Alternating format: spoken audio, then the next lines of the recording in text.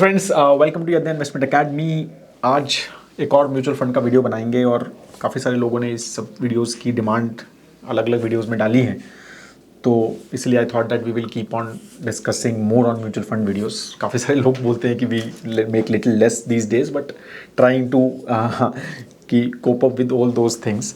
तो आज का जो वीडियो है दैट इज़ ऑन दो कैटेगरीज का कंपैरिजन है, flexi cap and multi cap. Multi cap is a very मतलब I think the newest category, the overall जिसका एक फॉर्मुलाइजेशन 2017 में पहले सब कैटेगरीज आई, फिर ये थोड़ी लेट आई, राइट। तो इन दोनों में डिफरेंस क्या है, which is good for you, what kind of risk profile these two fund categories carry, right. So वो सब चीज़ें बेसिकली हम थोड़ा यहाँ पर समझेंगे, देखेंगे, राइट। एंड सब data from our website investina.in पे एक फंडोमीटर करके हमारा प्लेटफॉर्म है, where we get all these data. So we are taking everything from there.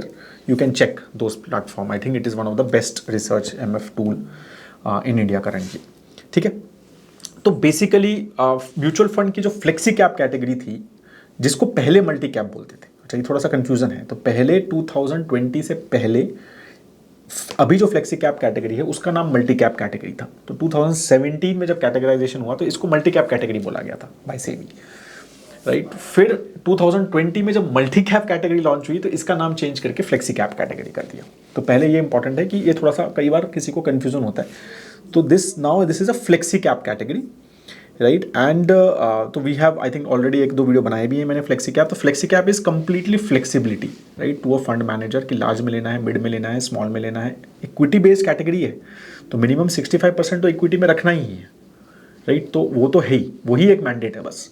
But large cap में 100% रखना है क्या? बिल्कुल रख सकते हैं। 100% मिड कैप में रखना है? बिल्कुल रख सकते हैं। 100% स्मॉल कैप में रखना है? बिल्कुल रख सकते हैं। 100% यूएस इक्विटी में नहीं रख सकते हैं, क्योंकि वो डोमेस्टिक इक्विटी नहीं माना जाता है, राइट। तो 65% तो इंडियन डोमेस्टिक इक्विटी रखना ही है, बाकी 35% आप यूएस इक्विटी लो, उसमें कोई दिक्कत नहीं है, राइट। तो ये कैटेगरी है, इसमें फुल फ्लेक्सिबिलिटी है कि भाई पूरा 100 इस साल 100% लार्ज कैप है, अगले साल पूरा 100% स्मॉल कैप कर सकता हूँ क्या? बिल्कुल कर सकते हो। इस कैटेगरी में वो फ्रीडम सेबी ने इस कैटेगरी के फंड्स को दी है, और हर कैटेगरी में एक फंड उसका एक ही फंड रहता है, राइट। तो this is the scheme and this was launch in 2017। Launch in the sense कि फॉर्मलाइज हुई थी, उससे पहले भी इस तरह की कैटेगरीज थी, ऐसा नहीं उस टाइम कैटेगराइजेशन फॉर्मल नहीं था, तो कई फंड चलते थे इसी कैटेगरी के हिसाब से। बट अब जो है वो फॉर्मलाइजेशन हो गया, तो ये उस तरह की ये सबसे फ्लेक्सिबल कैटेगरी है, इसलिए इसका नाम फ्लेक्सी कैप है। Multi cap category as a set was 2022 में ये इंट्रोड्यूस हुई थी ये कैटेगरी, और उससे पहले इसका नाम जो था वो ये कैटेगरी थी ही नहीं पहले। तो 2020 सितंबर 2020 में सेबी का नोटिफिकेशन आया और उसमें ये कैटेगरी को इंट्रोड्यूस किया गया। इसमें क्या किया गया, minimum investment in equity was raised to 65% to 75%, कि भाई 75% तो इक्विटी एलोकेशन लेना ही लेना है। तो फ्लेक्सी कैप में 65 है ना, यहाँ 75 है, और वो 75 में 25% compulsory large cap, 25% compulsory small and 25% compulsory mid cap लेना ही है। बाकी 25% का जो करो, बाकी 25% डेट में रखना है, यूएस इक्विटी में रखना है, कहाँ रखना है वो फंड मैनेजर के हाथ में, या स्मॉल कैप में रखना है, या लार्ज में रखना है, या मिड में रखना है। 25% की फ्लेक्सिबिलिटी है, बट 75% की फ्लेक्सिबिलिटी नहीं है। 25% लार्ज में रहना ही रहना है, और जो definition of large mid small आपको पता ही है। लार्ज मतलब टॉप 100 कंपनीज, मिड मतलब 101 से 250th company, and small means after 250th company. Simple यही डेफिनेशन है। अच्छा ये चीज़ भी है कि ये अब भाई डेली चेंज हो रहा है ना थोड़ा बहुत, तो भाई मार्केट ऊपर गई तो हो सकता है 101 वाला 100 हो जाए। तो वो एमफी एक लिस्ट पब्लिश करता है एवरी 6 मंथ्स कि कौन सा large mid small cap stock है, उसी के बेसिस पे ये सारी कैलकुलेशन होती है। एवरी 6 मंथ्स वो लिस्ट पब्लिश होती है, तो दिसंबर में होती है, जून में होती है, right. So this is what the category, it's a very new category. So इसको मतलब अब मैं जब वीडियो बना रहा हूँ तो आई थिंक 4 साल ही मोटा मोटा इस कैटेगरी को हुए हैं, और काफ़ी सारे फंड्स तो नए आए हैं। काफ़ी सारे फंड्स की आपको दिखेंगे 10 साल 15 साल की वैल्यू, लेकिन उस टाइम वो मल्टी कैप थे ही नहीं, तो वो कुछ और ही थे, मतलब अपने हिसाब से चल रहे थे, राइट। या फिर कोई फ्लेक्सी कैप से कन्वर्ट हुआ मल्टी कैप पे, वो सब भी हुआ, राइट। बट एक्चुअली जो हमको इसको रिटर्न देखने चाहिए इस कैटेगरी के, वो 4 साल के ही देखने चाहिए। 4 साल से पहले के रिटर्न्स मतलब वो उसमें गड़बड़ हो सकती है, क्योंकि उससे पहले वो किस तरह से वो फंड चल रहा था, तो वो वी आर नॉट श्योर। वो थीमेटिक से चल रहा था, या फ्लेक्सी कैप की तरह चल रहा था, या किसी और तरह से चल रहा था, या लार्ज कैप की तरह चल रहा था, we are not sure. But ये सितंबर 2020, मतलब उसके बाद 1-2 महीने 2-3 महीने लगे होंगे लोगों को चेंज वगैरह करने में, तो आप दिसंबर से मान के चलो तो 4 साल ही इसको बेसिकली हुए हैं। तो majorly difference as we understood right कि इन्वेस्टमेंट अप्रोच फ्लेक्सी में कोई रिस्ट्रिक्शन नहीं है, सिर्फ यही रिस्ट्रिक्शन है 65% डोमेस्टिक इक्विटी। मल्टी कैप में रिस्ट्रिक्शन पूरी है कि 25% लार्ज, 25 स्मॉल, 25 मिड, तो वो एक बांध दिया है कि भाई स्मॉल लेना ही है। अब फ्लेक्सी कैप में क्या होता है कि भाई फंड मैनेजर बड़े बड़े फंड्स हो जाते हैं या तो वो मतलब चेंज करना इज नॉट दैट इजी ना कि भाई पूरा का पूरा लार्ज से स्मॉल हो जाए। भाई अब बड़ा 10,000, 15, 20,000 करोड़ का फंड है, उसको आप बोलो कि यार अब स्मॉल में अपॉर्चुनिटी है सपोज ज़्यादा, तो भाई मैं 20,000 करोड़ बेच देता हूँ लार्ज कैप को स्मॉल कैप को, अनलाइकली होते हैं ये चीज़ें राइट। तो टिपिकली फ्लेक्सी कैप में इट इज़ भाई लॉन्ग टर्म में चेंजेस कम होते हैं और फंड मैनेजर का एक थॉट प्रोसेस होता है टिपिकली और वो उससे चलता है। लेकिन इसमें तो कंपलसरी आपको चर्न थोड़ा बहुत रहेगा ही, भाई लार्ज मिड स्मॉल है राइट, तो 25% लार्ज रखना है, स्मॉल रखना है, मिड रखना है, तो वो अब फिक्स्ड हो गया ना। तो अब अगर लार्ज कैप ज़्यादा चल गया, मान लो ज़्यादा लार्ज कैप की वैल्यूएशन बढ़ गई राइट, तो आपके पास 25% की तो फ्लेक्सिबिलिटी है कि आप 25 से 50% तक तो लार्ज कैप लेके जा सकते हो, लेकिन उससे ज़्यादा तो नहीं लेके जा सकते। तो 50% स्मॉल एंड मिड कैप रखना ही है तो आपको बेचना ही पड़ेगा लार्ज कैप, अगर लार्ज कैप ज़्यादा अच्छा चल रहा है तो राइट। तो वो automatically rebalancing between large mid small हो रही है, तो वो थोड़ा सा बेनिफिट आपको मिल रहा है। तो मतलब अब उल्टा भी हो रहा है कि मिड स्मॉल में भी एलोकेशन आपके 50% मिल रहे हैं, आपको मिनिमम 50% मिल रहे हैं, ज़्यादा भी मिल सकते हैं। तो ये डिफरेंस है और इसमें मिनिमम 75% का एलोकेशन इक्विटी में रहना ही चाहिए। वो टिपिकली सभी फंड्स में रहता है, आई डोंट थिंक कि वो चीज़ में है, उसमें कन्फ्यूजन नहीं है मुझे लगता है राइट। तो इसीलिए मतलब risk wise flexi cap category is more diversified, I think risk कम है, मतलब थोड़ा सा हायर रिस्क है ही मल्टी कैप कैटेगरीज में, बिकॉज भाई स्मॉल मिड कैप का 50% एलोकेशन है तो सिंपल है, तो आपका रिस्क प्रोफाइल थोड़ा सा भाई एग्रेसिव हो ही गया ना, 50% स्मॉल एंड मिड कैप। अब फ्लेक्सी में तो आप typically as a side mostly large cap funds oriented fund ज़्यादा है, एटलीस्ट बड़े फंड हाउसेस की बात करें हम तो, या बड़े फंड्स की बात करें फ्लेक्सी कैप की तो ठीक। अब और डेटा देखते हैं ना, आप आगे देखो फ्लेक्सी कैप फंड, ये टॉप 3 फ्लेक्सी कैप फंड है, बड़े बड़े फंड्स हैं, बड़ी कैटेगरी है, बहुत बड़ी कैटेगरी है। 84,000 करोड़ का पारंपरिक फ्लेक्सी कैप, 66,000 करोड़ का HDFC flexi cap, Kotak flexi का, और सब बड़े पुराने फंड हैं, 2013 का, 95 का, 2009 का राइट। तो बड़े बड़े पुराने फंड हैं। एक्सपेंस रेशियोज भी काफ़ी अच्छे से मैनेज्ड हैं, 0.8 से ज़्यादा किसी का एक्सपेंस रेशियो नहीं है। नंबर ऑफ स्टॉक्स भी 50-60 स्टॉक्स सबके हैं, ठीक है। तो इस तरह से ये मैनेज्ड है। अब हम मल्टी कैप में चले जाएं तो टॉप 3 कैटेगरी, अब ये कहने को multi cap fund Nippon multi cap 2005 का है, बट ये मल्टी कैप की तरह नहीं चलता था 2020 से पहले, या आई एम श्योर किसी और तरह से चलता होगा, आई डेंट चेक कि ये किस तरह से चलता था, बट ये 2005 का नहीं है। आप इस सब फंड्स को 2020 के हिसाब से ही मानो राइट, 2020 एंड के राइट। तो ये 39,000 करोड़ का ये भी फंड हो गया है। अब इसका भी मतलब आप देखेंगे तो एक्सपेंस रेशियो कुछ ज़्यादा, मतलब रेगुलर में थोड़ा ज़्यादा है बट डायरेक्ट में कुछ ज़्यादा डिफरेंस नहीं है। एचडीएफसी मल्टी कैप तो स्टार्ट ही 2021 में हुआ, मतलब आगे सेबी की रेगुलेशन के बाद ही इन्होंने लॉन्च किया, 1 साल के बाद, वो भी दिसंबर 2021 में। इसने 17,000 करोड़ ले लिए, तो ये भी अगर उस हिसाब से ही है। एंड कोटक मल्टी कैप सितंबर 2021, इसका डायरेक्ट में बहुत कम है, रेगुलर में सब बराबर टाइप है। थोड़ा सा यहाँ पर रेगुलर क्योंकि they are bigger fund I think, तो इनके रेगुलर के एक्सपेंस रेशियोज टिपिकली कम है ऑफ फ्लेक्सी कैप, और डायरेक्ट में आई थिंक सिमिलर है। और मल्टी कैप न्यू कैटेगरी है, छोटे फंड्स हैं, तो आई थिंक थोड़ा सा expense ratio regular is little higher. But यहाँ पर आप देखेंगे तो नंबर ऑफ स्टॉक ज़्यादा है for Nippon and HDFC. SBI भी एक बड़ा फंड है, बट एसबीआई ने लिया नहीं क्योंकि वो मार्च 2022 में ही हुआ था, उसके 2 साल के रिटर्न भी नहीं दिख रहे थे, तो इसलिए वो मतलब कैलकुलेशन में, तो इसलिए हमने लिया नहीं। But it is actually I think bigger fund than Kotak right by AUM right, तो वो भी एक है। तो अगेन नंबर ऑफ स्टॉक्स ज़्यादा हैं, तो ज़्यादा because small and mid cap allocation है भाई 50 का, तो small and mid cap typically अगर आप देखेंगे तो नंबर ऑफ स्टॉक्स ज़्यादा रहते हैं राइट। और ये कैटेगरी एवरेज में ही 86 स्टॉक्स है और इसके कैटेगरी में 64 स्टॉक्स है, तो इसी से आपको डिफरेंस समझ आ रहा है कि मोर डाइवर्सिफाइड है मल्टी कैप, बट क्योंकि majorly I think because of small and mid cap. फिर हम बात करते हैं कि कैटेगरी है based on market cap right. तो अब देखो यहाँ से क्लियर डिफरेंस हमारा, ये दिस इज कैटेगरी, ये 3 फंड्स का नहीं है, ये कैटेगरी एवरेज क्या है। लार्ज कैप यहाँ फ्लेक्सी कैप में 63% का एवरेज लार्ज कैप एलोकेशन है, मल्टी कैप में 40% का लार्ज कैप एलोकेशन है। अब यहाँ तो देखो ना, स्मॉल एंड मिड कैप में 25-25 रखना ही है, बट वहाँ 14 है और 11 ही है, तो एग्रेशन आ ही गया, ठीक है। अदर्स 11-11.5 है, यहाँ पर 5-5.5 ही है।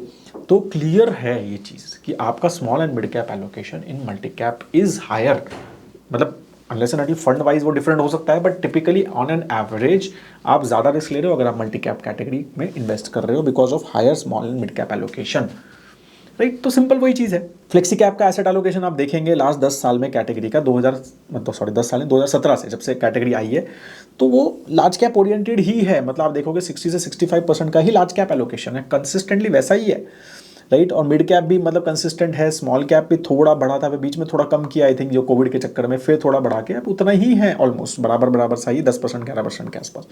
एंड थोड़ा बहुत अदर्स है, उसमें कुछ इंटरनेशनल स्टॉक्स हो गए, डोमेस्टिक म्यूचुअल फंड्स हो गए, किसी ने कैश रखा हुआ है, वो सब है, राइट। अब हम यहाँ देखते हैं, देखो मल्टी कैप का भी मैंने बेसिकली क्या मतलब ऐसा सेट कि 2020 से ही कैटेगरी शुरू हुई है, एंड ऑफ 2020 या अर्ली जनवरी 2021, तो यहाँ से ये रूल चेंज हुआ and then everyone change, right. पुराने जो फंड्स थे जो अभी मल्टी कैप, जैसे निप्पो मल्टी कैप, अब वो कह रहा है 2005 से, तो आपके पास रिटर्न तो 2005 से है, राइट, लेकिन वो चेंज हुआ यहाँ से, राइट। तो ऑब्वियसली लार्ज कैप एलोकेशन कम हुआ, जो भी पुराने फंड्स थे जिनका रीबैजिंग हुई, तो बेसिकली यहाँ पे अब वो सिंपल है कि भाई देखो ना, 20-25% का लार्ज कैप, सॉरी 25% का स्मॉल मिड कैप, 25-25 और लार्ज कैप जो है अराउंड 40-45% है, लार्ज कैप है। This is how it is, right. So obviously they are more aggressive in that sense, right. अब average trailing returns of course multi cap की better returns है, अगर हम 1 ईयर और 3 ईयर का रिटर्न देखें तो मैंने वो 1-3 ईयर का ही माना है, क्योंकि 5-7 साल के रिटर्न का कोई मतलब नहीं है इस मल्टी कैप कैटेगरी का, तो एटलीस्ट। अब of course because small and mid cap has done so well, right, तो वो मल्टी कैप में होना ही है।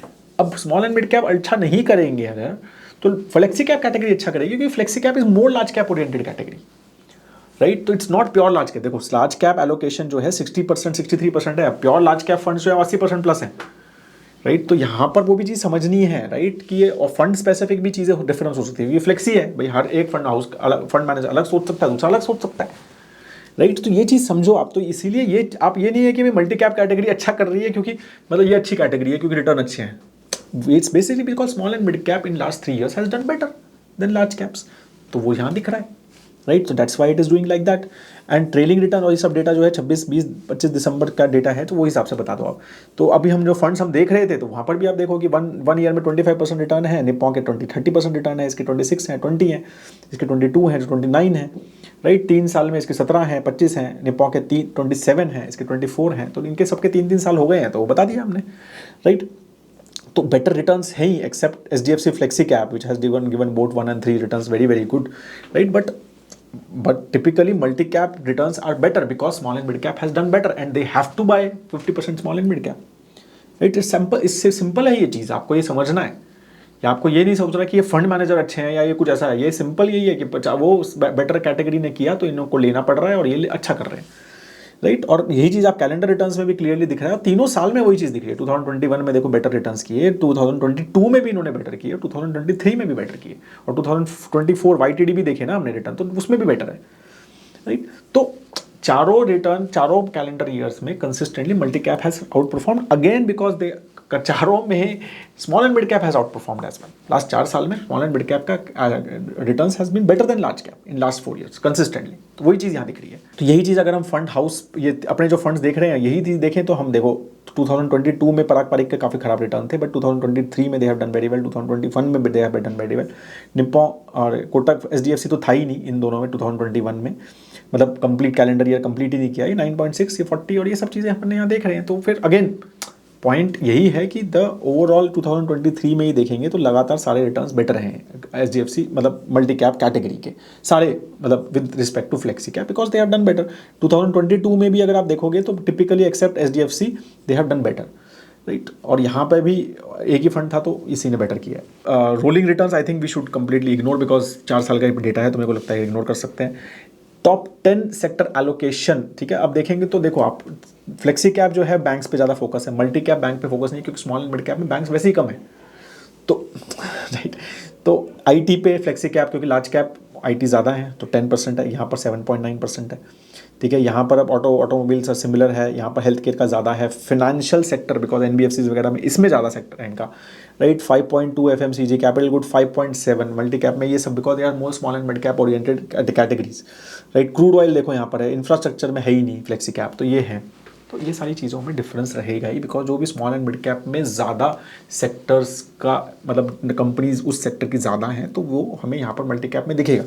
Banking sector typically large cap oriented ज़्यादा रहता है और फ्लेक्सी कैप में वही आपको दिख रहा है। यही चीज़ आप टॉप 10 स्टॉक्स में भी देखेंगे, तो दोनों के टॉप 10 स्टॉक्स तो वैसे सिमिलर हैं, बट नंबर ऑफ परसेंटेज देखो 6.7% एचडीएफसी बैंक है टॉप 10 स्टॉक्स, 6.4% आईसीआईसीआई बैंक है, यहाँ पर सिर्फ 3.4 है, वो 3.3 है, बिकॉज लार्ज कैप में एलोकेशन ही भाई 50 से ज़्यादा ले ही नहीं सकते, राइट। तो वो चीज़ आपको यहाँ पर डिफरेंस दिख ही जाएगा, राइट, कि अब यहाँ पर मोर डाइवर्सिफिकेशन, 100 स्टॉक 85 स्टॉक कॉमन है, वहाँ पर नंबर ऑफ स्टॉक्स भी कम है, तो इसलिए एलोकेशन ज़्यादा लेना पड़ता है। ये सब चीज़ें समझिए आप।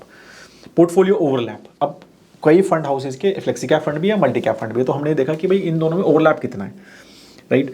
तो निप्पॉन का फ्लेक्सी कैप फंड भी है और मल्टी कैप फंड भी है, तो 51% ही ओवरलैप है, तो ज़्यादा ओवरलैप नहीं है। 44 स्टॉक्स ही कॉमन है 101 और 117 में। SBI का भी ये है, इसके मल्टी कैप में 42 स्टॉक्स ही हैं, तो 26 स्टॉक है, 49% का ही है। SDFC में काफ़ी कॉमन है, 75% ओवरलैप है, बट 38 स्टॉक्स ही कॉमन है, वेटेज जिसकी है वो ज़्यादा कॉमन होगा। कोटक अगेन 68% ओवरलैप है, 37 स्टॉक्स कॉमन है। ICICI 56%। बट आप देखो नंबर ऑफ स्टॉक्स टिपिकली सभी मल्टी कैप फंड्स के ज़्यादा है, एक्सेप्ट क्वांट का भी 68% ओवरलैप है, तो टिपिकली सबका 50% से ज़्यादा का ओवरलैप है, but that is expected. But बहुत ज़्यादा ओवरलैप तो मेरे ख्याल से 2-3 ही है, बट SDFC का ज़्यादा है, राइट, और एक्सिस का मेरे ख्याल से ज़्यादा है, राइट। बाकी तो I think it is quite normal, right, इतना ओवरलैप्स तो in these type of categories. अब alpha of course we can see कि भाई मल्टी कैप कैटेगरी ने बेटर किया है, तो वो दिख ही रहा है, यहाँ का 5% का अल्फा है भाई लास्ट 2-3 साल में कंसिस्टेंटली, और इनका अल्फा ज़्यादा जनरेट नहीं हुआ है। 2022 में तो एक्चुअली नेगेटिव था, तो अब जो है वो 1.5-2% का है, तो वो तो दिख ही रहा है, राइट, कि भाई multi cap better alpha generate कर रही है, ठीक है। बीटा मल्टी कैप और इसमें ज़्यादा डिफरेंस नहीं है, मतलब अब इंटरेस्टिंग है ये 0.9 का ही बीटा है, मतलब इंडेक्स से तो कम रिस्क ले रहे हैं, ओवरऑल वोलेटिलिटी कम है, बट स्टैंडर्ड डिविएशन में डिफरेंस है। स्टैंडर्ड डिविएशन मल्टी कैप का ज़्यादा है, because small and mid cap allocation ज़्यादा है, तो 14 का आसपास का स्टैंडर्ड डिविएशन है, यहाँ 12 का स्टैंडर्ड डिविएशन है, थोड़ा वो एग्रेशन यहाँ पर आपको मल्टी कैप की रिस्क प्रोफाइल में थोड़ा सा दिख जाएगा, right? So there is more volatility you can see in the standard deviation, but returns are also better. But again, it's majorly because of small and mid cap. So if you are an aggressive investor, right, you can go with multi. I like multi cap category a lot because एक तो fixed हो जाता है भाई, 50% small and mid cap allocation है, right. तो फिर हम जब एसेट एलोकेशन करते हैं, ये देखते हैं कि कितना लार्ज है, कितना मिड है, कितना स्मॉल है, तो वो चीज़ थोड़ी सी ईजी हो जाती है, राइट, कि यार तो 50 तो स्मॉल मिड कैप है ही, तो ये तो मान ही लो, और भाई उस हिसाब से आगे कैलकुलेट करो कि लार्ज कैप एलोकेशन कितना है, नहीं है, राइट। तो वो चीज़ थोड़ी सी सिंप्लीफाई हो जाती है और एक फिक्स्ड हो जाता है कि इतना मेरा एलोकेशन इसमें है, और 50% मैक्सिमम लार्ज कैप ले सकते हैं। तो उस हिसाब से एक आप जो है, मतलब मुझे लगता है कि it is better to have that fixed thing, मतलब specially for retail investors, right. और टिपिकली बड़े फंड जैसे हमने लार्ज, वो सब mostly large cap oriented anyways ही हैं, मतलब पराग पारिक को देख लो आप, या जितने भी हैं, Kotak flexi cap, SDFC flexi cap, they are more almost all are above 65-70% large cap orientation रही है, तो mostly flexi cap funds are large cap oriented, more large cap oriented. तो if you want more aggression, more small cap orientation, but हो सकता है कि खराब न करें, ये समझो आप, स्मॉल एंड मिड कैप ने अगर अच्छा 1-2 साल अच्छा नहीं किया, तो आपके इस मल्टी कैप कैटेगरी खराब करेगी लार्ज कैप से, मतलब फ्लेक्सी कैप से। तो वो चीज़ हमेशा समझना है, रिस्क प्रोफाइल ज़्यादा एग्रेसिव है मल्टी कैप की, right? So this is very important to know and then select the best fund out of them, right? That is all. Have a great time here दोस्तों. All these details are there in Fundometer as well, and all these ratings वगैरह हम सब करते रहते हैं major funds की on the various parameters.